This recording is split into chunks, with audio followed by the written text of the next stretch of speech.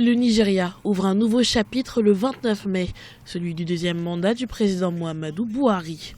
Dans le stade d'Abuja, celui qui a déjà dirigé en 1983 le Nigeria, puis a été élu pour la première fois de manière démocratique en 2015, a prêté serment au cours d'une cérémonie sobre et brève, sans discours ni dirigeant étranger.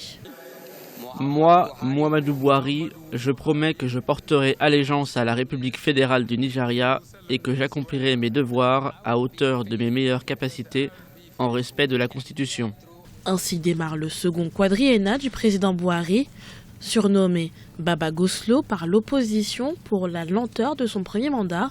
Le chef de l'État nigérian doit faire face à de nombreux défis, l'insécurité rampante et la corruption endémique.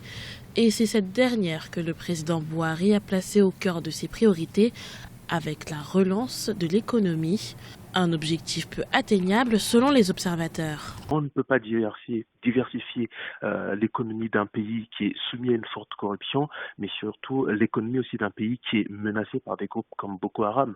C'est une illusion, parce que diversifier une économie, il faut avoir des moyens pour, mais lorsque derrière on affecte une grosse partie de son budget à la lutte contre la corruption et à la sécurité de son pays, c'est très difficile de faire les trois en même temps. Bien que réélu avec 56% des suffrages en février 2019, la victoire du président Muhammadu Buhari reste contestée dans les rangs de l'opposition, à l'image de Atiku Abubakar du Parti populaire démocratique PDP, candidat malheureux à la présidentielle qui est toujours dans l'attente d'un jugement sur son recours demandant l'annulation du scrutin.